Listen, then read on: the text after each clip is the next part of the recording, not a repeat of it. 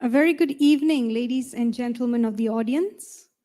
Welcome to the first session of our CEO CTO Series for 2022, entitled How Can an Entrepreneur Be a Team Player? Before I introduce our esteemed speaker for this evening, I would like to share a couple of housekeeping rules. Kindly keep all your mobile devices on silent or vibrate mode throughout the session. Secondly, we welcome you to share your questions through the YouTube or Facebook link respectively, or have your questions at hand if you are a live audience, and we will address them during the question and answer session. Now, if I may introduce our esteemed speaker, a self-made individual with a Kaizen mindset and no fear, Adjunct Professor Dato Dr. Ghazali bin Dato Muhammad Yusuf has always believed in addressing any challenge with a smile and perseverance. Prior to venturing into the blue ocean as an entrepreneur and an executive chairman of Nusantara Technologies Sendirian Berhad, Dato Ghazali was a group chief executive with the Arab Malaysian Bank Group. Over the years, he has lent his expertise to a number of professional bodies, such as Confederation of Asia-Pacific Chambers of Commerce and Industry, Malaysia-Singapore Joint Business Council, Malaysian Nature Society, Malaysian Institute of Directors, and many more. Tapping into the eco-friendly side, Dato Ghazali is a firm supporter of the Environmental Research Association, Institute of Sustainable Development Malaysia, and Malaysian Council of Rehabilitation. Dato Ghazali currently also serves as an adjunct professor with two academic institutions, University of Malaya and University of Tehran.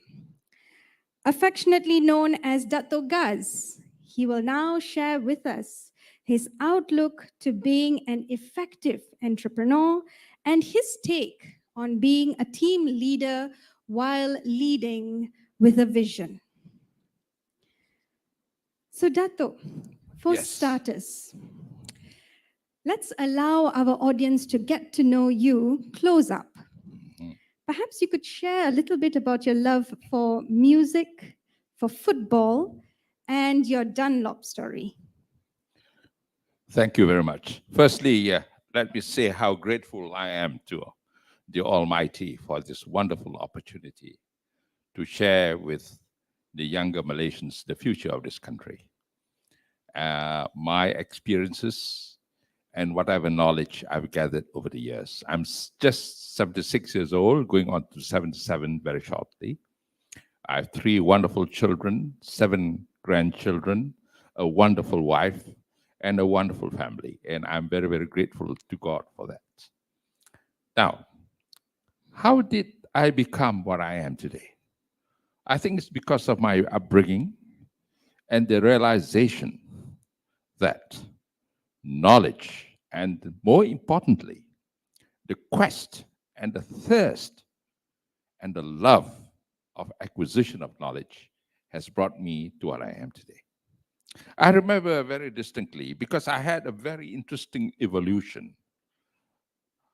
My late father served as Deputy High Commissioner for Malaya in the 50s and 60s in London, and I went to school there.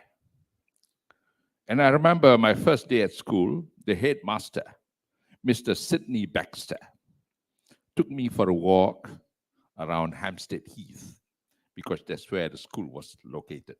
The school is named William Ellis School. It is still there. And I'm a member of the Old Boys Association. We call ourselves the Elysians. And he told me, Ghazali, in this school, we look not for the right answers, but more importantly, how you arrive at your answers. Because as you get on in life, you'll find out that there's no such thing as the correct answer. Unless, of course, it is from the Quran or the Bible. But in life, there is no such thing as a correct answer. It's how you respond to the environment and how you react with the people around you and how you manage your views and whatever strategies you may have at that period of time to manage those circumstances. So then I realized this requires more than just knowledge. It requires an attitude towards knowledge. And what is that attitude? The attitude is a thirst for knowledge and to have an entrepreneurial mindset. Being an entrepreneur does not necessarily mean that you have to be in business. No, it requires an entrepreneurial mindset. In other words, a mindset that is adaptable, that is keen to look at the right responses at that period of time. And more importantly, how you work and connect with people. And this is what I'm doing now. As you very correctly said, I came from various backgrounds in my professional life. I was in Dunlop for 20 years and rose to the position of general manager. At that time, it was a British company, and I was a local. And I enjoyed my years. Then I went into banking. I was the CEO of Arab Malaysian Development Bank, it was called that time. And I enjoyed my 3 years there. But then the bank was taken over by the present owner. So I left it and started Nusantara Technologies, which is an engineering services company. But even then, my dear friends, this company deals with inspection, testing, quality assurance system, safety standards, blah, blah, blah. All engineering. But my first qualification, would you believe it, is music. Music. I'm a musician. And also an economist, secondly. I did economics at the University of Malaya. But it was during the University of Malaya that what shall we say, the evolution started, because I became a very active member of the campus. I was social secretary of the Students' Union. It was up to me to organize all the social events in the campus. Those times we were very active. I was chairman of the, what do you call it, the various graduation balls, orientation ball, beauty contests, the tea dances every second weekend at the campus. I was responsible for that. And also I was the band leader in the band that we had. So all this made me what I am today. And the entrepreneurial spirit became very useful during all the stages of my life because I enjoy being with people. Yeah. I enjoy challenges. I like doing new things because it doesn't bore me. I have new challenges all the time. So it is this thirst for breaking new horizons, experiencing new experiences, meeting exciting people that has given me at this age of 77, alhamdulillah, and inshallah, this energy. So that's it, Jasmine. That is briefly the sort of person that I am. Wonderful, Dato. Yeah. So on that basis, I would then like to ask you, what made you decide, or what event happened 38 years ago that made you decide that now was the right time for me to delve into becoming an entrepreneur? Excellent question. You see, that very good company. By the way, my book is coming up. It is about my career in Dunlop. It is called Beyond the Balance Sheet. You see, Dunlop that time was a British company, and they encouraged their staff, especially their senior staff, not to get too much involved in operational matters in the company, when you are a sales manager and upwards group. I became active in the various chambers of commerce. I was co-chairman of the ASEAN Industrial Cooperation Group. I was the founding chairman of a lot of industry clubs, automotive, ceramics, rubber, of course, and most important of all, I was very active in the chambers of commerce, either as a committee member or as president. For instance, I was president of the Malaysian-Canada Business Council. I was on the board of the German Chamber of Commerce, Malaysian-French Chamber of Commerce, Malaysian-Belgium. But the apex of it all, when I was voted in as chairman, as co-chairman rather, of the ASEAN EEC Business Council. That means I had to chair those very, very tough and challenging meetings in Brussels, looking at patent rights and what shall we say, protection, and so many things concerned with marketing, shipping, logistics. And just opened up my mind. And then suddenly realized, my God, this world is so full of opportunities. You can fit in anywhere. It's up to you to take your choice. So I decided I want to go into this very important field of logistics management. And the most important part of it is inspection and quality control and testing them. Because as the country industrializes, it needs those services. And I went into it. I started Nusantara Technologies 38 years ago with a staff of 3, and now we have 165. I started with 1 engineer. Now I have about 80 odd engineers. Technical staff, about 120. So there you are. That's very commendable. Yeah. That's very commendable. So it is your vision. It is your interest. It is the thirst for knowledge. Even now, after serving my own company for 40 years, I'm still learning. I'm still looking at opportunities.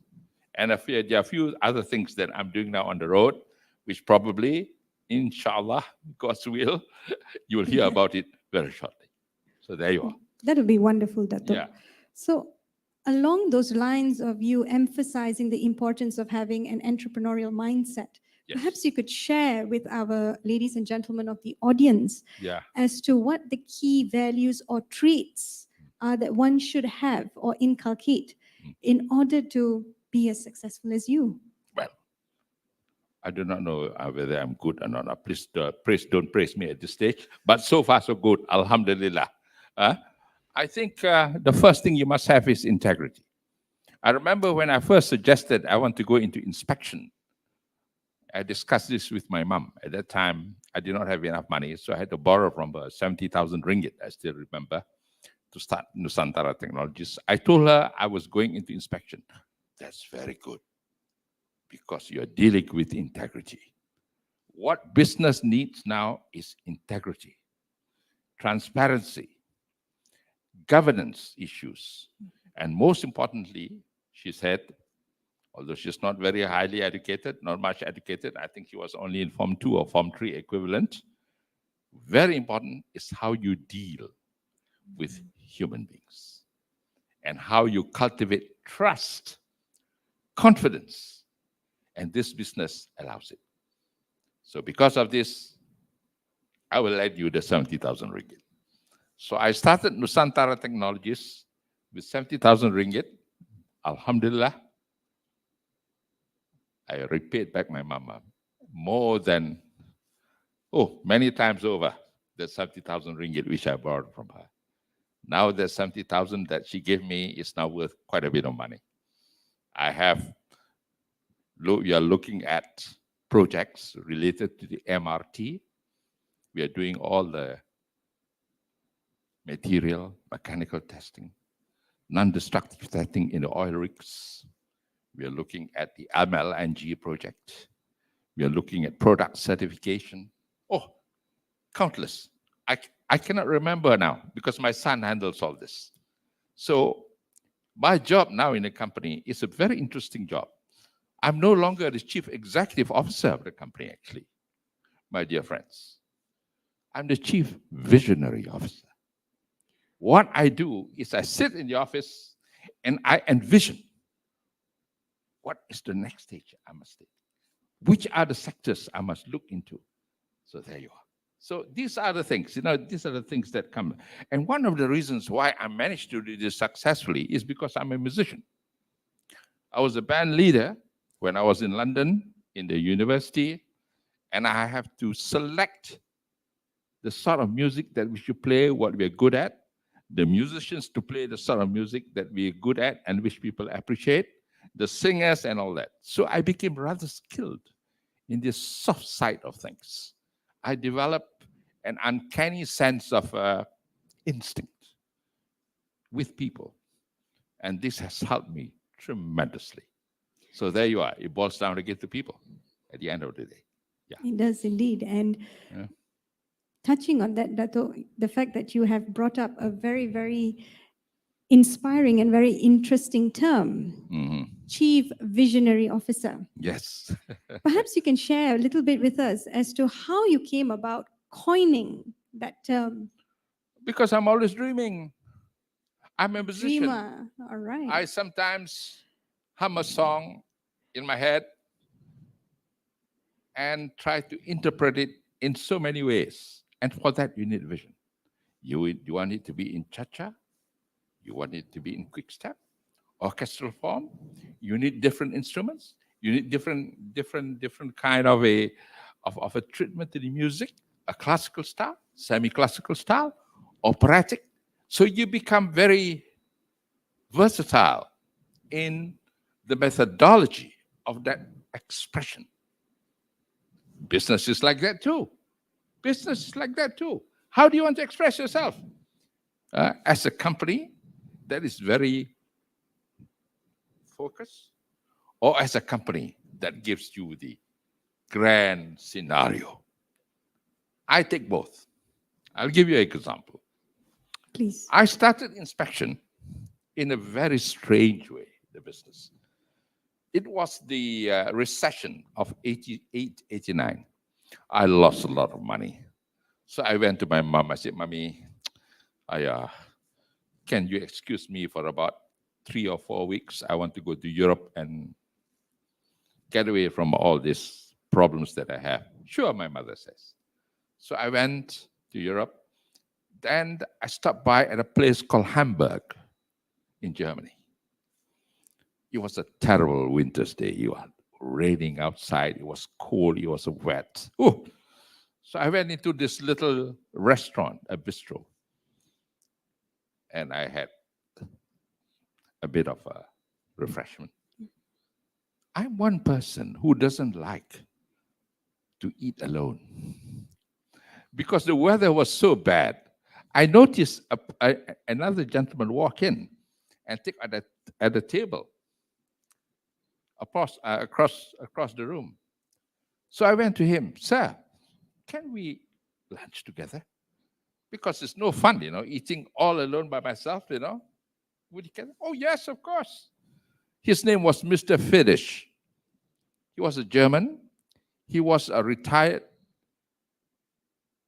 director, regional director, based in Singapore for certification work of ships, a company called Ghazali. They're like Lloyd's Register, American Bureau of Shipping and all that. Yes. So I told him, I'm here, boo, boo, boo, boo, boo, and he has just retired. So he said, so what are your plans? I do not know. I only have $70,000. I want to start something, but I'm not made up my mind. He said, look, I give you an idea. I'm very familiar with Malaysia because I go there very often, although I was based in Singapore as regional director for Ghazali, which is a certification society, very old certification society. I know you're Director General of Factory and Machinery. Why didn't you go and see him? He's my very good friend. So he wrote a little note. And he passed it over to me. When he get to KL, give him a call. and tell him that you met me. So I did that. So my good friend, he's a Sikh gentleman, by the way. He will remain nameless. He's retired. I do not know whether he's alive or not, but he has retired, that's for sure. So he said, Ghazali, you met my good friend, Mr. Finish. Yes, how is he? Oh, he's okay. He's enjoying his retirement. He says that you want to go into the inspection business. Yes. Look, Ghazali, since you are a good friend of my good friend, let me tell you this. Why don't you go into the inspection of cooking gas cylinders? You know the one that you cook? Yes. We charge 50 cents per cylinder for the factory and machineries department to inspect. We only make 5 cents. And to me, it's not really worth it, because 5 cents, But if you want it, I can give it to you. But you need to have a fully qualified engineer, someone who is qualified in mechanical engineering, if possible. So I came back and started this company. So if you come to my office now, ladies and gentlemen, you will see a pathetically looking gas cylinder with a 5 cents coin and the saying at top, sedikit jadi bukit. Oh. And would you believe it? 1.5 years later, I was inspecting 1 million cooking gas cylinders at 5 cents each. Wow. You see, it started very small. But now I'm inspecting oil rigs, oil refineries, LNG projects. What else? Oh my gosh, so many things. Bridges, etc., etc. And that's how it started. A very humble beginning. And suddenly I realized that it is this entrepreneurial spirit, this never say die spirit, that is the key to all this. And a belief in God. And as my mother says, to be in the business of integrity is the best business. Now, ladies and gentlemen, it's not official yet. I'm looking at bigger things. Maybe some of the aeroplanes that fly across Malaysia, we're going to inspect some of these jet engines very shortly. My son is now working on this very, very seriously. So there you are. It's nothing From short 5 of a wow cents factor. to that. So it shows the entrepreneurial spirit. Yes. We in Malaysia have that. And that is why I'm very, very confident that universities like APU here can develop that. We have what they call all the mechanics to create a winning human being. All it needs is the mindset. Must never, never forget that. Coupled with good values. And where is the good value coming from? Integrity, honesty, respect for environment, respect for humanity. These are basic things. Oh my gosh, there's nothing difficult there. It's just a question of aligning yourself to what God wants you to be, a useful citizen in the world. That's it. Yeah.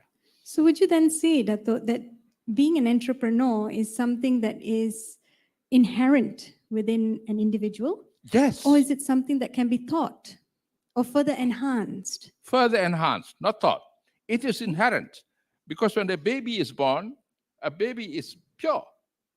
In Islam, and I'm sure the other religions will say, when the baby dies, he goes to heaven because there's no sins. Born pure.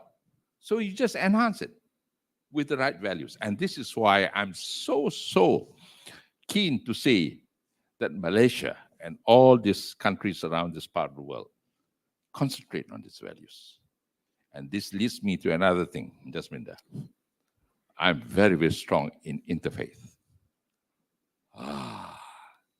Of course, my own religion, Islam, Christianity. I'm an advisor to the Malaysian Christian Federation, Malaysian Buddhist Federation, I was vice president and chairman of the committee for the Hindu Pure Life Society with the Baha'is, with the Singhs, the Sikh Foundation. Oh, yes.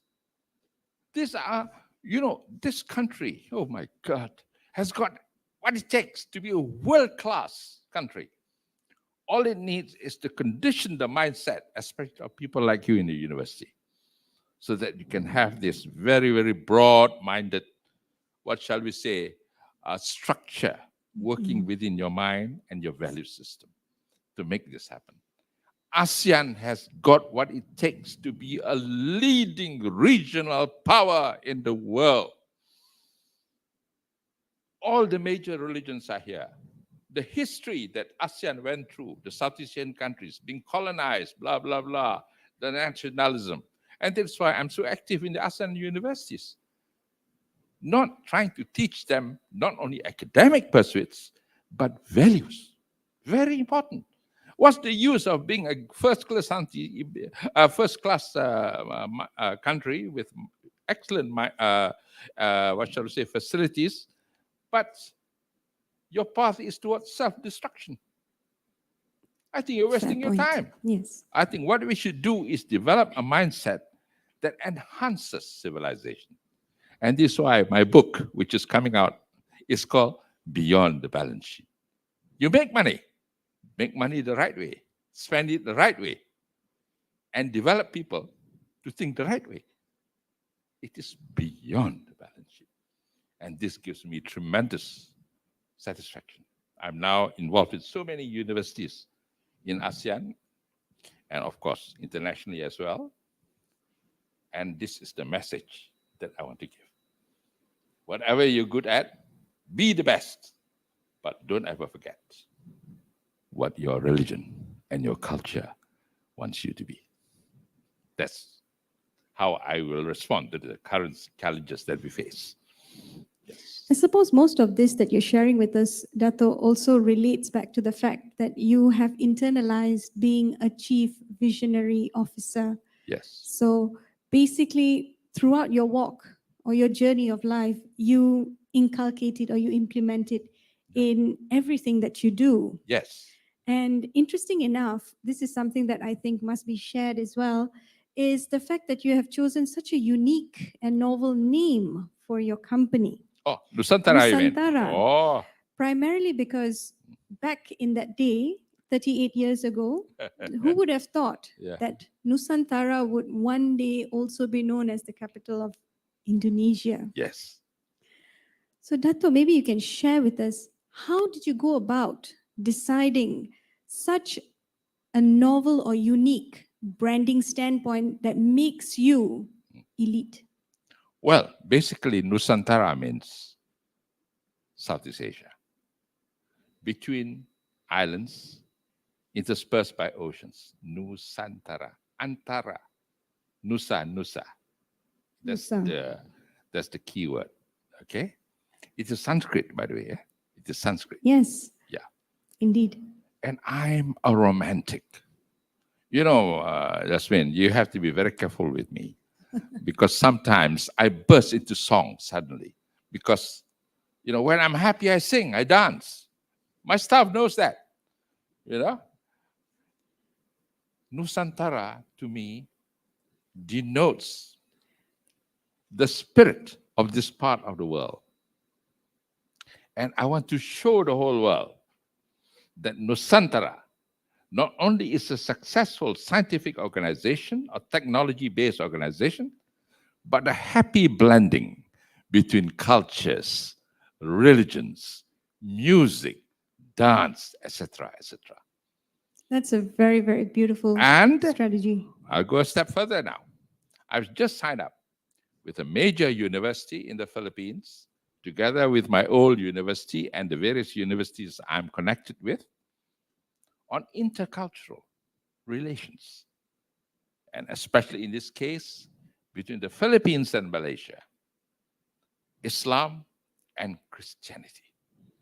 And in the professorial chairs that I've created, we'll look into this factor as the seed of that cooperation. because to me, these are the two major religions of Southeast Asia. Later on, I'll incorporate Hinduism, Sikhism, Buddhism, because I'm advisor to all these organizations. So I'm cultivating that. So the word Nusantara means let us focus on the uniqueness of what we all are. ASEAN to me is a unique example. I agree with my good friend, Kishore Mahbubani, the former foreign minister of Singapore, and now he's, I think, director of the Yusuf Ishaq Institute, of which I'm a very keen follower, and I participate in a lot of their programs. Now, of course, virtually lah. I cannot go to Singapore. Susah sekarang mau pergi sana. So but ASEAN has all what it takes to show the world what we can do, because we have history with us. We have our major religions supporting us, our culture. Look at our food that we have. Wonderful. Yes. So this chair will not only look at the issues of economics and politics. It's lifestyle. There's going to be a professional chair on culinary, cooking, culinary, dances, poetry, not only science and technology, but looking at all these very, very important factors which we interact with unconsciously in our daily lives. I want to create a Nusantara man, a Southeast Asian man, an ASEAN man, because ASEAN to me, and I agree with Kishore Mahbubani, it's a miracle. God gave us this. We must make full use of it. And that is why this chair that I've created will look into this factor in a serious way and how we can develop. And by doing this, we'll enhance international understanding, intercultural understanding, interreligious understanding. Oh my God, it can go on and on. Which again, it creates this wow factor that is about you, Yes. Dato Ghazali. Yeah. And the other thing that comes to mind is the fact that it appears that you have pretty much internalized a phrase that was shared with you by Patla. Yes. Patla, who happens to be our former Prime Minister, Yes. Tun Abdullah Badawi, in which he said, "Don't work for me, work with me." Yes, that's And what I do every day. it appears that you have it as your blueprint as an entrepreneur. Yes. It is not just a blueprint, it's my spirit. You come to my office, the first thing you notice is a saying on the wall as you enter my office. I have a dream. I have a dream. Yes. Underneath it is a reminding notice from my late father. He told me three things. Ghazali, you are what you are, not because you are smart, because Allah, the Supreme Being, allows you to be smart. And the essence of this comes through knowledge. And knowledge is wealth. But you must share it. Because if you don't share it, it is not wealth. And that is why I create all these professorial chairs. I believe in the Islamic principle of waqf, which means to give away whatever Allah has given you. You won't believe it, Daswinda. I give 70% of my wealth back to God. That's why I've created all these professorial chairs. That's very benevolent. I have sponsored students who need some assistance with the studies. I have 5 students who got their master's and PhD. 3 of them with flying colors in the various Malaysian universities through my little donation, through Waqf, because of what my father told me and reminded me as a Muslim. Please remember this. It is not you, Ghazali. Allah, God, has allowed you, has given you. So for God's sake, don't be selfish. Give it back. You'll be very surprised how much you get back. And that's why I'm such a happy man. My business with Santara Technologies, I don't want to boast. We are doing pretty well. Alhamdulillah. And not only that, I'm beginning to share it with society, especially with institutions of higher learning. Because to me, the essence of acquisition of knowledge is the development of the human capital with values. With values. That's why I'm following very closely the development and the path of integrity development, not only within our country, but internationally. A lot of the problems that we have in this world is people are being dishonest. As Gandhi says, it is not need, but greed. By the way, I'm a keen follower of Mahatma Gandhi. I was involved in the Indian company for many years. By the way, I don't want to sound boastful, but I was deputy executive chairman of Tata's Industries in Malaysia. And I used to go to India pretty often to meet all those greats like Mr. Bulgaoka, Wow. Rasan Tata, you know. Oh, and you know, these people, when I talk to them, 90% of the time is about values. 10% only is about the business. It's very strange. Then I'm beginning to realize why the Tata family donates all its wealth to charity. I hope to be like that one day, inshallah. And I think I'm on the way, inshallah. But I have to work with people like yourselves, the universities. And that's why I'm adjunct professor. I don't want to sound boastful, but I'm No, adjunct. not at all. That you are sharing. You're sharing how I'm you've adjunct gone professor about in 22 building your universities. accomplishments. 22 universities. And the government appointed me, the previous government, as CEO and faculty of all the government universities. So I lecture, I give talks to PhDs and master students. It gives me so much satisfaction, you know? And I volunteer a lot in terms of environment.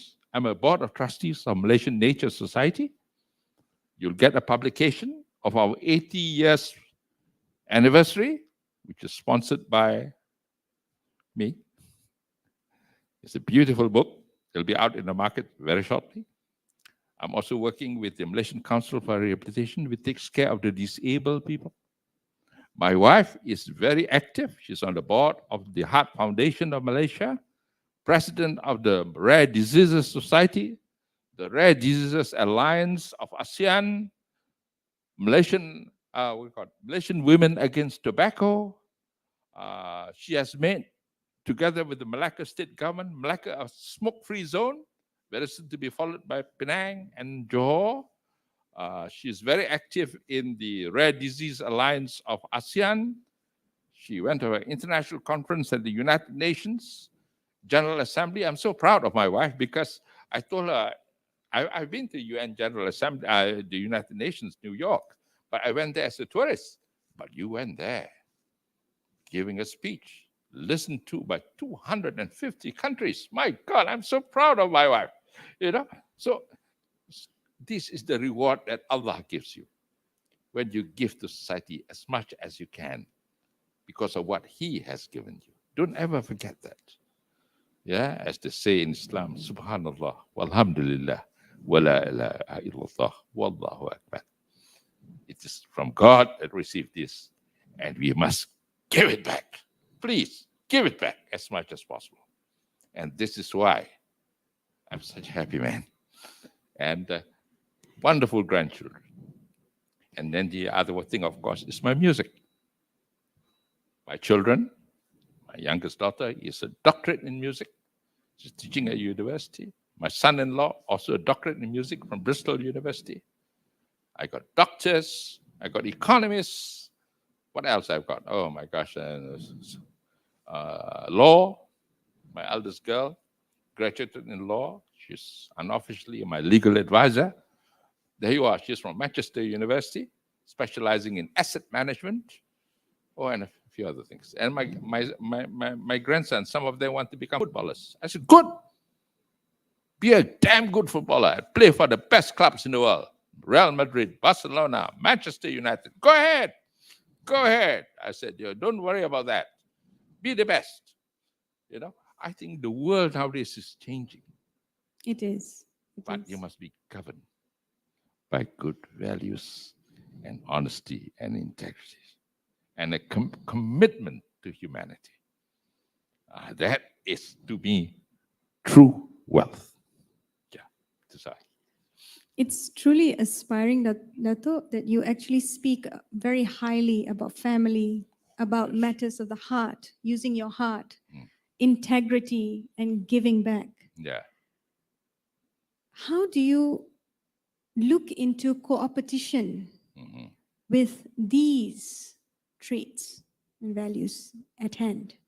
You can have competition, but it must be competition not of a destructive kind.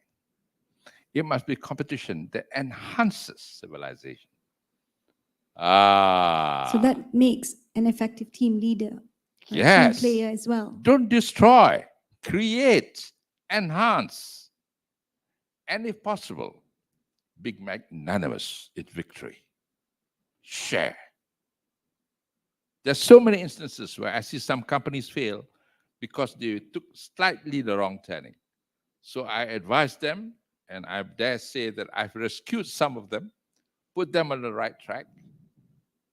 Now they're okay. Although they are my competitors, but they are my friends. Isn't that what life is about? Not to have enemies, but to have friends. So you'll be very surprised, Jasminda, that I have saved a lot of my competitors from destruction in terms of business, rescued them, make them viable again, and we share the profits. So what do? I've diminished competition, but I've created friendships. Now, this is what life is about. We must never be selfish. And my father always told me, don't ever be selfish. You'll be surprised. You'll get it back in so many other ways when you least expect it. It comes to you. There you are. And would you say that this is your secret to sustenance as well as differentiation? Yes. Throughout the years. Yes. Yes. I believe in variety. You know, God created us all. He could have made us all the same because He created us. But He made us yet so different. There is a reason for that. He wants to see how we cope with each other and how we solve our differences. Because by doing that, we are enhancing our ability and enhancing life. He created variety of religions for a reason. Also because of that. You know, I had a very religious grandfather who was brought up in this, what shall we say, Sekolah Pondok in southern Thailand and Kelantan. And I was very active in this Hindu, Christianity, Buddhist society. And I asked him, I said, is it okay I do all this sort of thing? Is it anti-Islamic? He looked at me. He said, Ali, because in the house I'm known as Ali.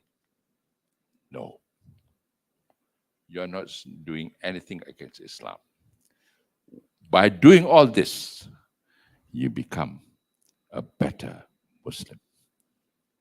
My God. And that has gone into my soul. By doing all this other, understanding each other's religions, respecting them, has made me a better Muslim. Very true. You know, one of the greatest achievements, or rather satisfaction I had, and I thank God for that, is when the Guru Dharma Society gave me the Guru Dharma Award, where they put a scarf around me. That's amazing. And the man who did that was, what's his name? A former minister, a Chinese gentleman from Malaysia, Lee Lam Tai. He said, I'm giving this award on behalf of Guru Dharma to a true Malaysian.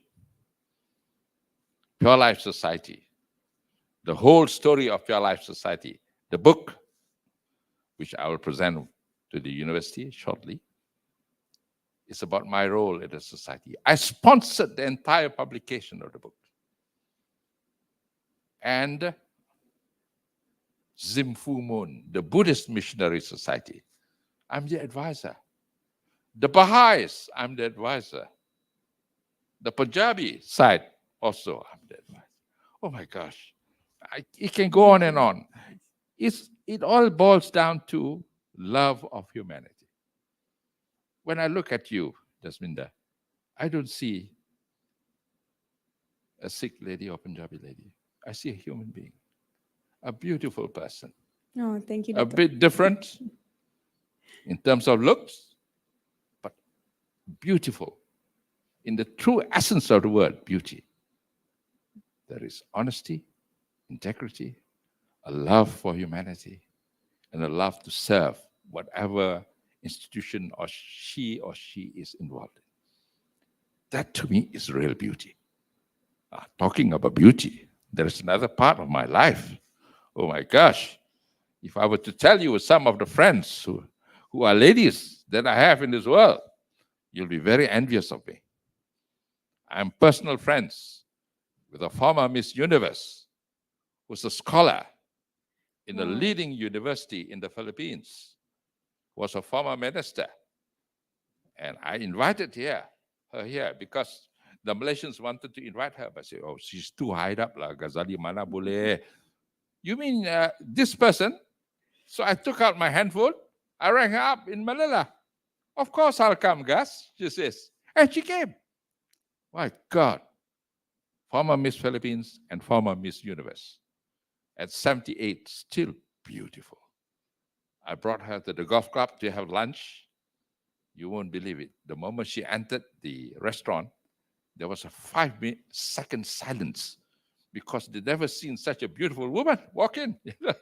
They found out that she's Miss Universe, And also, I was MC because I'm a pretty good MC. I enjoyed it. I've been doing this since my school days. Fashion shows, leading fashion houses always appointed me as the MC because as I play the piano, by the way, I still play the piano and sing. So as they march on the, the walk, I will be rattling away on the, fingering my way on the keyboard. On the keyboard, on the piano. Sing a few songs and say my MC piece, presenting the fashion. I enjoy that. It comes out because these are the things to me that really matter. When you put your feelings into words and into music, it's a full picture. It's like a beautiful painting. So there you are. That's beauty for you. And then, of course, there are beauty in scenery, beauty in what shall we say, in a piece of art, beauty in a piece of scientific discovery, blah, blah, blah. So many things.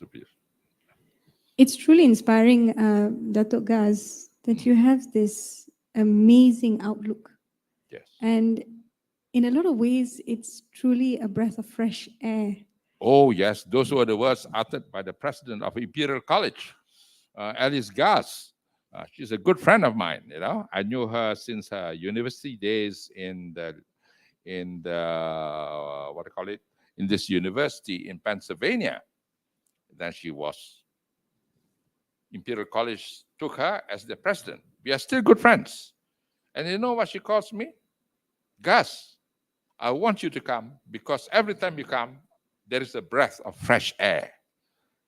I'm not an academic. This is Imperial College, one of the top universities in the world. And Alice and I get on splendidly. Not because of my scientific and technical capabilities, but because you bring life and meaning to what science is about, Gus, she said. It's no use developing something for the sake of scientific satisfaction. You're enhancing civilization. You're enhancing humanity. That's what science is about, isn't it? It is. That's why she said, you have that ability, Gus. And there you are. So my friendship with Alice Gus goes a long way, and she never misses to send me all the publications of Imperial College. You come to my library in my office, you can see all these scientific papers there. I hardly understand it because I'm not a scientist. My son, of course, can manage it. But I look at between the lines, what it's trying to say. That's it. Yeah. Thank you so much for sharing that, Yes. Dato. Which leads me to my final question, Yes. and more so of a concluding piece of advice to Yes. all our students here with us in the audience. Now, given the current global trends and the pandemic that is likely to be with us for the rest of our lives, Yes. what would be your advice to us in general, especially if we wish to start up a company or a business and see it flourish, at the same time be an effective team player? All right. Very good question, because I'm going to, this Sunday, I'm having a meeting. This is with an organization which is called Lembaga Peradaban Melayu. It is the Malay Civilizational Board, and we are going to do a series of seminars, inshallah, this year and next year, on this very issue: how to resuscitate the economic livelihood, particularly of the Malays, post-pandemic. So I'm having 4 papers presented. Wow, One, 4 papers. Nothing short of a one, wow factor. Dato'. one is about what the pandemic has done to us and taught us. Number 2, shall we overcome this physically, spiritually, or economically? Third paper, once we overcome it, what happens then? Are we going to do things differently or the same way? Number 4, this is the key point. Are we thinking about the other less fortunate countries? Are we helping them or not? Because if we don't, we are back to square one. So these are the papers. So this will be discussed this Sunday at my office. There are about 20 of us coming. Some are like this, hybrid, maybe more than 20. So we're going to develop a work plan looking at this issue. But it is very important that this issue must be addressed intra and inter-civilizational, because each one of us, each one of our countries have got their own peculiarities, likes and dislikes. Can we cancel the dislikes, make it minimal, and look at the likes and work on the likes first? The third one is more Very important. idealistic. The educational bit. The schools, they must be involved. Yes. It's no use about these academicians sitting down together, how polluting things, but they cannot translate it into everyday practice. What the hell for? Wasting time. My wife always tells me, hey, Gus, you go for all these meetings, it must be relevant, The wives always have a habit of bring you back down to earth with a bang. And my wife is very good at that. So Yeah? with that, Dato' Gaz, if you had somebody just come up to you, a youngster come up to you and say, Dato', I would love to be just like you, Yeah. what would you say to them? Just be you are, what you are. Don't be like me, for God's sake. It's very boring. Just imagine if you see 1 million Ghazalis. Oh, no. I think ideas and development of humanity begins with differences in how we evolve. It is the differences brought to the table and addressed sufficiently with the right values that develops a new formula.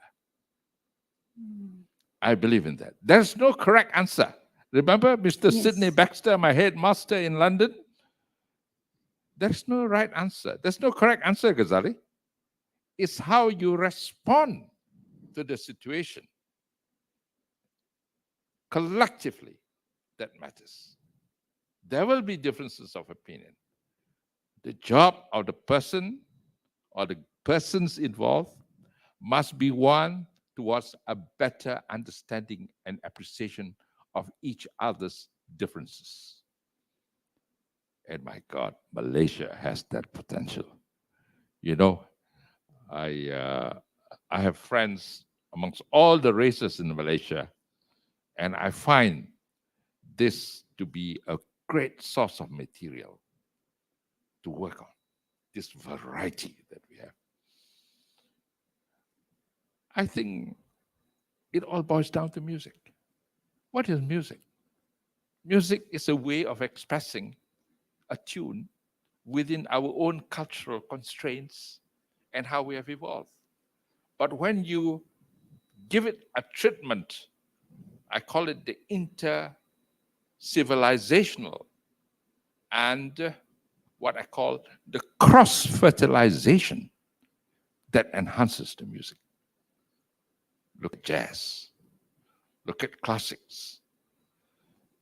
I listen to the gamelan almost every night before I go to sleep because it soothes my nerves. The keroncong, the asli, poetry by great composers, poets like Wordsworth. I listen to Rumi, the Iranian poet. Yes. Oh, my gosh. Poet. Yes. Whew. You see, it's all there. It's all there. We are not making use of it. So I would like to see in our education institutions, especially the universities, develop on this wonderful heritage of diversity that we have. We are not making enough use of it. We are not making enough use of it. It requires a different approach, a different mindset. And this is why I am what I am. I see beauty in diversity. And in diversity, I see progress. Because each diverse dimension has its own strengths. We have to put it all together into a harmonious unit. And Malaysia has got it. My God, Malaysia has got it. You're indeed very right, Dato Ghazali. I suppose in a number of ways that sums up Malaysia Truly Asia because of the beautiful diversity that it has. You know the word Malaysia Truly Asia. The Philippines had invented that word. This was told to me by President Ramos himself.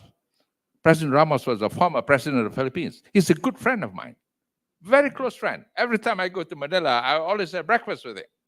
But of course, now he's getting a bit young on in years, but a very nice guy. You know, Gus, that was our saying. But somehow or other, our people didn't like it. So you guys took it. It broke my heart, Ramos told me that, you know, because that was this thing, our concoction. Philippines, truly Asia. Well, it's good that Malaysians also think the same way. So there's potential to have a similar outlook in terms of growth. Right. Yeah. So with that, Dato Gaz, thank you so much for your share with us today. Oh, I enjoyed it very much. You can go on, you know. I can go on. You got the tarik here even more. Yeah. Yes, that is true, Dato. And you are nothing short but of amazing stories. And that's why I'm never bored. I hope Allah gives me a long life and a healthy this thing. I'm going on 77, you know. But when I talk about these things, I become young again.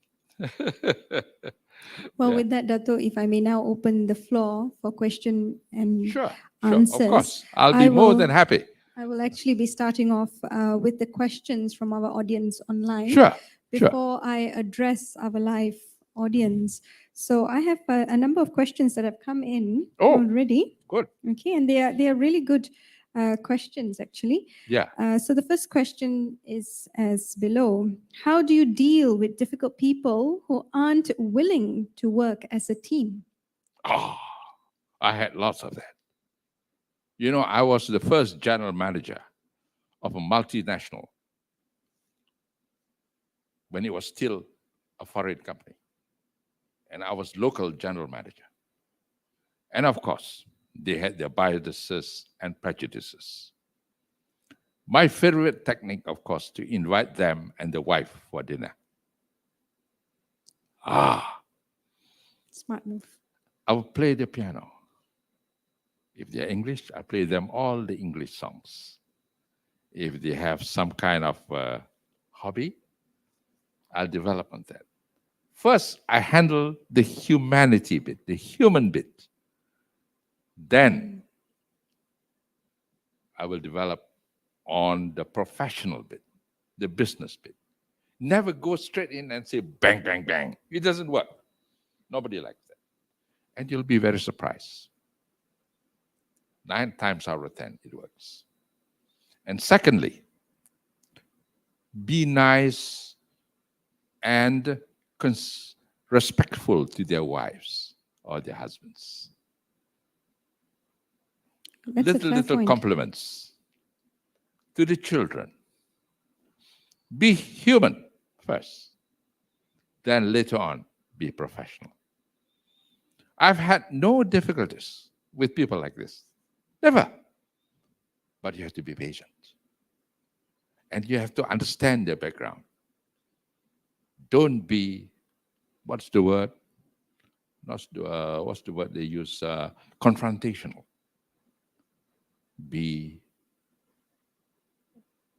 Absorb them. And slowly change them. That is my tactic. You see, Dunlop has got a wonderful program. They call it intercultural postings. I was posted Singapore, Dunlop Singapore, Hong Kong, Indonesia, Australia, a stint in the European theater of operations to manage the Italians, the Germans, the Dutch, the Spanish, the English, the Scottish. Oh my gosh. These were very valuable experiences. And it teaches you not only to identify the problems, but the differing ways of how to handle the problems culturally. And that is what I call intercultural management.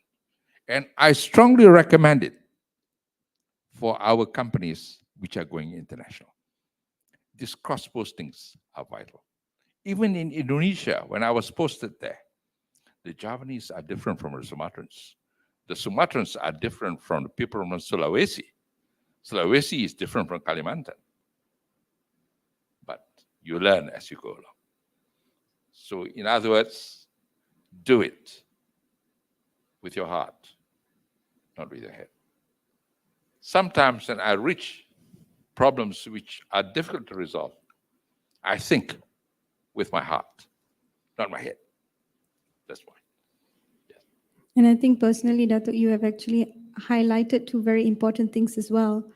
First things first, treat an individual like a human. Yes. And the second thing, be patient about it. Because Yes. you're not necessarily going to get the results that you're looking out for immediately. No. It'll take time. But once you get the results, it's a lifetime. You become a lifetime friend. I just lost a lifetime friend. He died a year and a half ago. He's from Yorkshire, a very good friend of mine. He was very anti me because I was his boss. I was general manager at the age of 29. He was nearly 50. He found it difficult to get to receive orders from a 29-year-old. But at the end, he loved me. So do you see? Think with your heart, not your head. Understand that. Understood. Which leads us to our next question. It's also to do with dealing with people. And it says, how do you deal with negative people who label themselves as realistic within the team? How do you ensure that it doesn't spread to other team members? Leadership by example. Very important. Leadership example. You yourself must typify and practice what you preach and be firm in it. And if it gets a bit nasty, you can be nasty without being physical. You can be nasty in the sense that you create situations, or rather, in situations which are difficult, you show them how you do it. Nothing speaks better than practice and the truth. So walking the talk. Walking the talk, a bit more than that, You just don't only walk the talk. I think here you got Practice to, what you preach. oh, you got to do everything possible, you know. Yeah. Okay. All right. Thank you for that, Dato. Moving on to the next question. Knowing what you know now, is there anything you would have done differently when you were first starting out? Oh, I made a lot of mistakes. Oh my God. I'm going to give you a book which is being published by Permodalan National, the National Equity Corporation, Yes. because I have created a professorial chair named after my grandmother and great-grandmother. And in it is a story of my failings and how I have overcome them. The book will be presented to Professor Angelica afterwards. It's in my bag. This one tells you all when you read it, how this guy, so successful, forgot one thing. Forgot what his late father told him. You are what you are because Allah gives you the opportunity. But at that time, when I was young, I chose to take the other path to show the world that I'm great and this is what I can do, even though it was not the right thing to do. And my God, I paid a heavy price for it. It's all in the book. It's all in the book. It's just entitled The Entrepreneurs of Malaysia. They selected 7 of us, and I'm one of them. And mine was when I changed my lifestyle from a zero to a hero. So, Dato, now we will have to patiently wait to Yes, read your book please read to the book. discover Because I got a copy. true I got some more answer for this copies. I'll question. be donating it to the library here. Please read that book. It shows what orang kata sombong, angkuh, does to your system. You see, when you begin to taste success and become very successful, you tend to forget values. The simple things like that. And you think you're always right all the time because, look, I'm great. I'm the youngest general manager in the Dunlop Group in the world. In the world, you know. I'm not kidding. 29 years old, the GM of a multinational at 29. I thought I was great. My God, Allah punished me like hell. And I learned from that. And that changed my whole attitude to success. And that is why I am what I am today. And I don't want you guys to repeat that same mistake. And that's why I'm very grateful to PNB for writing the story on me.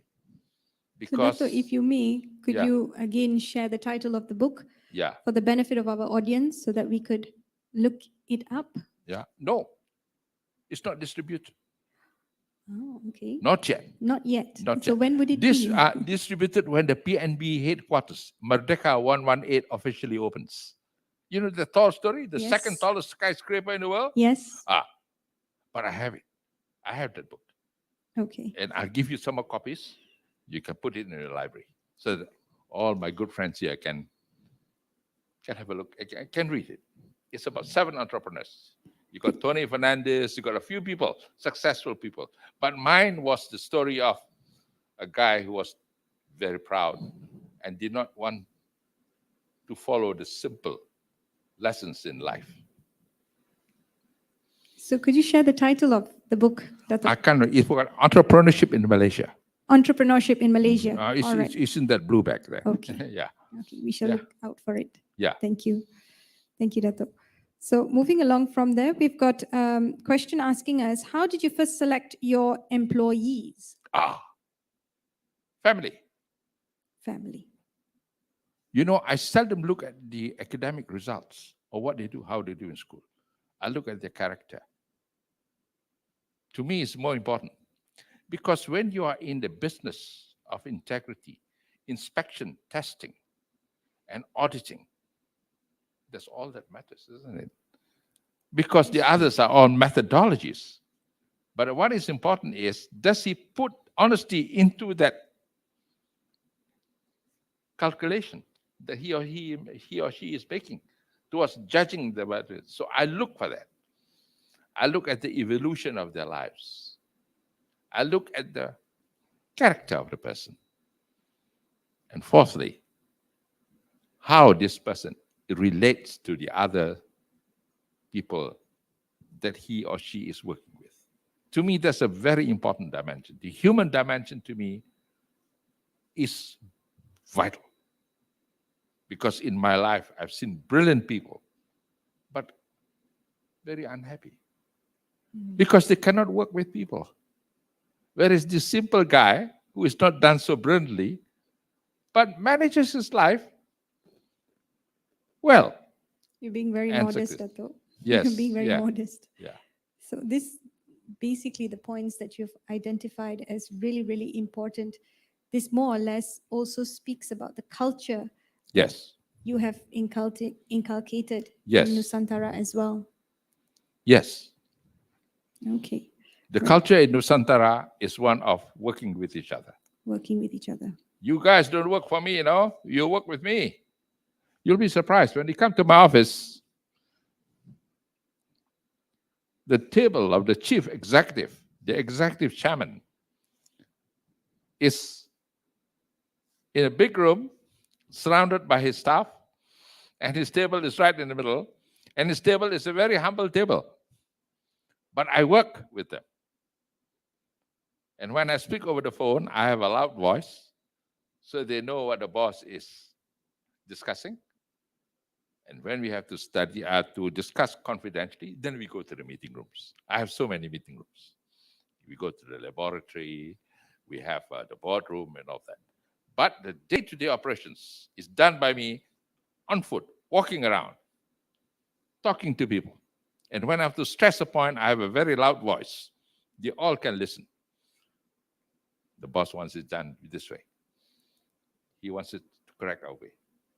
So there's no need to write memos. I heard him speak.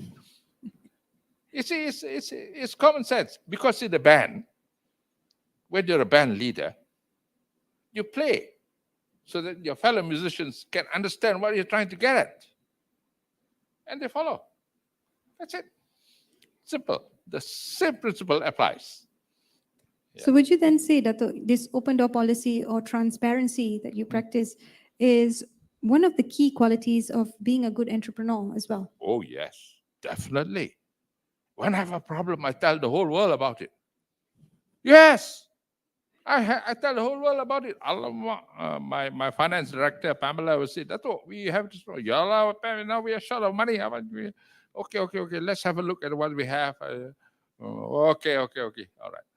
So the whole staff knows we have this little problem, but the boss is trying to put it right for us. Let's help him. You see? Let's help him. Because so helping and they supporting work each other with me.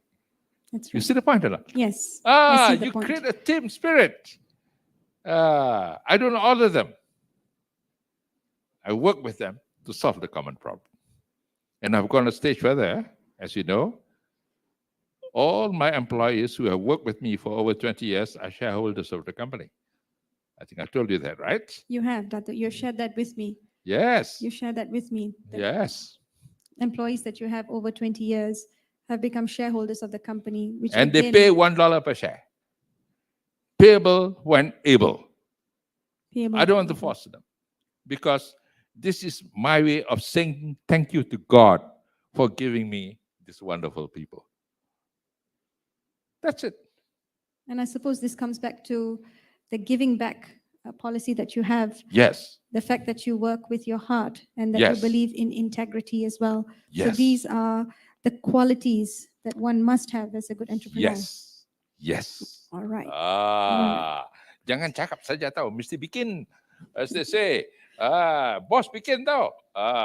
Kalau dia Practice what you bikin, preach. kita pun mesti bikin lah. Simple as that. That's the simple logic lah. Alamak.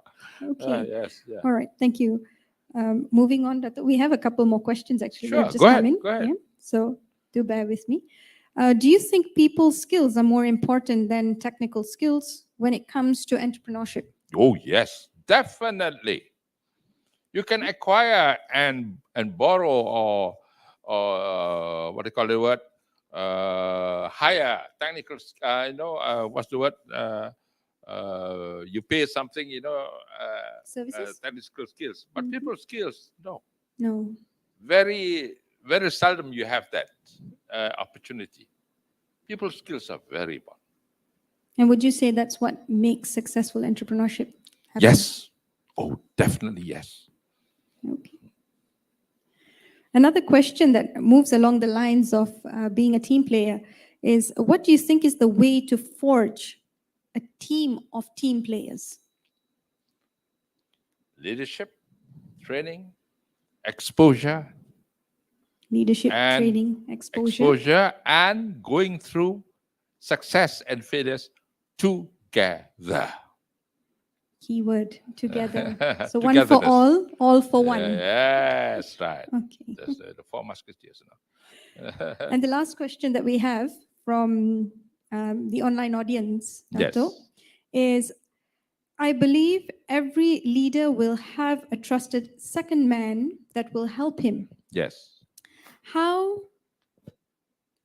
do we face a situation or address a situation if the second man is leaving the company? Is what? Leaving the company. Leaving the company. Well, I've not faced such a situation during my 30 odd years, almost 40 years in the Nusantara Technologies. No. You'll be very surprised. One of them retired, but he retired for medical reasons, but he's still contributing to the company. But I've not faced this situation. I'll be very honest with you, and I'm rather proud of it. You know, I can't describe it because I've not faced it. But if he leaves the company, I will accept it because I've created an individual who can contribute to society. I look at it very positively. He's contributing now not within us, but outside us. But he's still contributing. Would you then say, Dato, that you've actually created organizational citizenship? Yes. That has allowed, and this togetherness. Yes. That Yes. has allowed people to Yes. just stay with you throughout the entire journey. Yes. Yes. And allowed you to grow them as I'll give you a team good members. example. When I was transferred to Indonesia, they had lots of problems there. The sales were affected. It was going downhill. And Indonesia was a direct subsidiary of London, Dunlop London, St. James. So I was sent there to assist. In the end, I became the chief for the marketing operations. So my big boss in London, he's a lord there, he's passed away now. Mm-hmm. So he asked me, Gus, how do you do it? We've sent our best managers in Indonesia, but they never managed to do anything substantial. But you went there, after 6 months, things change. I said, sir, your answer is very simple. I created a team. He looked at me. I created a team.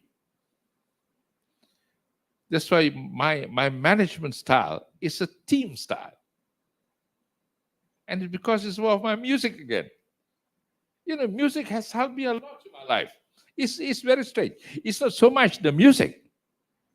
It is how you manage to create individuals involved in making the music, and together 1 + 1 = infinity. And that is why I've always quoted this saying. When the Philippines organized the SEA Games, I was there. They had a motto. That motto is very simple. It sounds like this: we win as one. It doesn't matter whether you win or lose, because we are still winning, because we are one. Oh my God. So I use that. We win as one in everything I do. And this, to me, is the essence, not only of success, but of happiness. That's why you always see me smiling. You ask me, why are you always smiling? Because I think there's a lot to smile about, in this world, This is a wonderful world. You know the song, when we are smiling, the whole world smiles with you. Yes, you've shared it with me, Dato. Yeah. You shared the song with me. Yeah. Okay. Thank you, Dato. Thank you for that. So if I may open it to the audiences Yes, please. Please. that are with us. Silakan. Hi, sir. My name is Vishal. The question from me is, what is the one continuous problem you've faced since you started Nusantara? Constant problem. Yeah. Keeping up with new technologies and how to understand the technology so that you can create an inspection capability. So I'm always reading magazines and looking at new things. And that's why I'm no longer the CEO of the company. I'm the CVO. I'm the Chief Visionary Officer. I envision how technology is developing and how are we going to manage this. I'm very concerned about that. So the only way is education, more understanding, more seminars, more discussions. And the CVO must be very active. That's We a have good one more question, by the way. question. Yes, sir. Hi, Dato Ghazali. I'm Jeremy. Just now you mentioned about you are no more a chief executive officer, but a Yes. chief visionary Officer. in Nusantara Technologies, Yes. and you are still keep looking into new industry. Yes. So may I know, is there any industry that you are looking forward in the upcoming years or decades, and why? Thank you. I'm letting you into a That's a secret. very good question, Dato. I'm looking into the aviation industry, my friend. I'm working with a leading aircraft company now to inspect all their jet engines. So my problem now, or rather my challenge now, and my opportunity is to look at aeronautical engineering very closely. I'm not an engineer, but I read a lot. And I understand aeroplanes because plane spotting has been my hobby ever since I was 7 years old, just like train spotting. I love trains. So there you are, the aviation industry. I'm looking at it very seriously. And later on, space, after space, because people are now traveling now, space travel, So, oh my God, it's limitless, So now I'm no longer CEO, although I still sign the big checks. My son doesn't want to sign the big checks. Papa, you better do that. It's too big for me, But I'm the CVO. So I sit in my chair in the office, look at the ceiling and smile. My wife gets very suspicious. I don't think my husband is thinking about his business. Maybe his old girlfriends, I think. Women are women. But actually, I'm envisioning. What do I have to do now if I want to be good in this aviation world? Obviously, I got to have knowledge. I've got to go to the air shows. I've got to read a lot of magazines, some of which I only understand 10% because they're so engineering. But by reading them, you can feel the trend. You can feel it. You don't have to understand 100%, but you can tell yourself, hey, I think we have to look into this area. So I note it down, and the next day I go to my son, hey, Nash, I read about this. What do you think about it? So there you are. So that's how it develops. So, it's wonderful. It's wonderful. Every day is an adventure for me. I enjoy it. Okay? Yeah. Good evening, Dato Ghazali. Yes. What advice could you pass on overcoming failure? Overcoming failure. Analyze it. Why you fail? Is it your fault? Is it other people's fault? Or is it because you do not have the mechanics to overcome that fault? And chances are the problem is because you yourself did not prepare for it. But sometimes market forces are unpredictable. I must admit that. But the important thing is you must first have the inner strength. When I give you my book, which is written by Permodala National, you'll understand the sort of failures that I faced and how I overcame them. It's all in there. Read it. And one of the best judges to know yourself is your own wife. My book, Beyond the Balance Sheet, there is a chapter or 2 chapters actually. It's called Listen to Your Wife. Because your wife is the only person who understands you 101%. Instinctively, my wife can tell me whether I'm telling a lie or telling the truth. We've been married for 55 years. We were childhood sweethearts. We were classmates, college mate, varsity mate, roommate, everything mate. So she understands you. So listen to your wife because she understands your strengths and weakness. Even now, I still have my weakness. You know what is my weakness? Too big-hearted. My wife always said, you know, Gus, what you're doing is good, but sometimes you're making, you're over generous. You're making. But I said, but very fortunately for me, when it comes to the big things, I discuss with her. And she said, yes, you can do that, but only do it up to this point. A woman knows, especially when she's your wife. Don't go beyond this. This one is okay. That's how.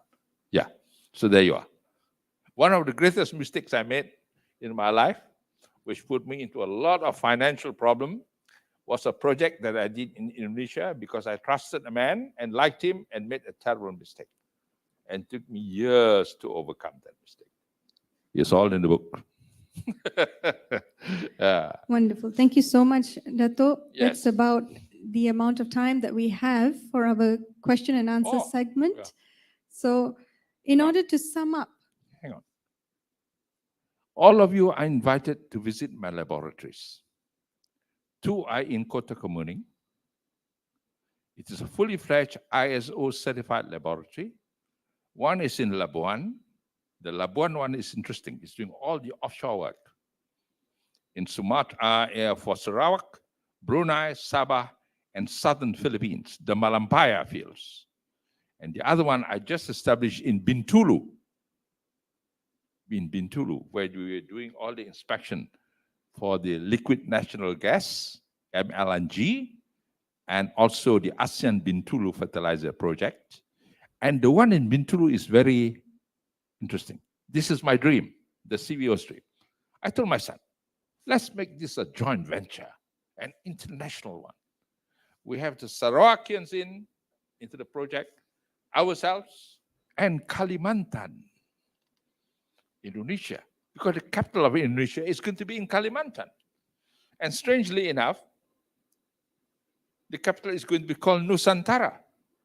So I told my son, let us make Nusantara the headquarters for ASEAN for Nusantara Technologies. So my son said, hey, that's a brilliant idea, Papa. Yes. So Nusantara has come home. So there you are. So this is the thinking that I have. And this is how we must view opportunities. Strategically, culturally, politically, economically, but more important, always think in terms of what the people want. This is where the energy comes from. that's right, Dato. Okay, right. Very Sorry well to said. interrupt, but I had to say that. Not at all, Dato. Thank you. Thank you for sharing that pertinent information with all of us. Yes. And once again, I'd like to just take this opportunity to thank all our audiences online as well as live for your questions. And just to do a quick sum up of what we have learned from our session today. So as graciously shared by Dato, you have identified a number of very, very important things that we need to ensure we have as values and traits, as well as mindset. That being, first things first, people-centric. Yes. Nothing works without people. Have integrity. Yes. Always value family. Yes. Follow your heart. Yes. Believe in yourself To a certain point. to a certain Not point. in the romantic sphere. You might get into trouble with that. Okay, never mind. All right, carry on. So I guess we'll Yeah, follow yeah, the pastel yeah. analysis then. So believe in yourself, give Yes. back, apply co-opetition, not Yes. competition. Yes. Be a chief visionary officer. Yes. Don't work for me, work with me. Mm. And do everything with a smile. With a smile. And more importantly, believe in God. believe in must God. command every aspect of what you said earlier. Trust Him. I say my prayers. Sometimes I don't manage 5 times a day, which my wife gets angry, but I manage at least 4 times. But I always thank God for what He has given me and what I hope that He will give me. My aim is to become a better Muslim and a better person. I'm not the best. I'm striving very hard to be a better Muslim and a better person. Because only by having that kind of a objective and spirit that you will become contributive to society and to humanity. That's my summing up of the whole thing. Yeah. And that's an amazing outlook. Once again, Dato, I cannot emphasize any further how brilliant an outlook that is. Yes. It's so simple, yet it is effective, and it has Yes. brought you Yes. wonders and wow factors over time. Yes. So thank you again for that, Dato. It's my pleasure. I wish you all Godspeed in your studies. And may God bless all of you and bless all Malaysians and all the world for a better, what shall we say, humanity to prevail, not only now, but in the years to come. Inshallah. Thank you very Thank much. you. Yes. So with that, I have a few more items that I'd just like to bring to your kind attention. So if I may draw your attention to the screen that is right behind me, we will have a startup weekend poster on screen. And it's basically a program that is a 3-day structured ideation bootcamp. If you're keen to know more about how this works, do join it. Okay? And as we move along, we will display a QR code for you right now so that you can scan it to gain your e-certificates. So all audiences, please do scan the QR code that is currently on display so that you can gain your e-certificates.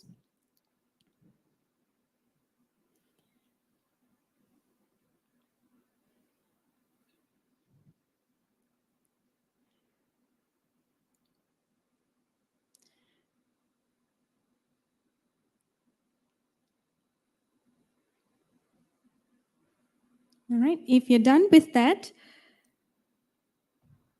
please do tune in into a link that we have broadcasted as well, because your feedback to us is most crucial and we'd like to hear from you. So if we may have that link on display for the benefit of all our audiences, that would be wonderful.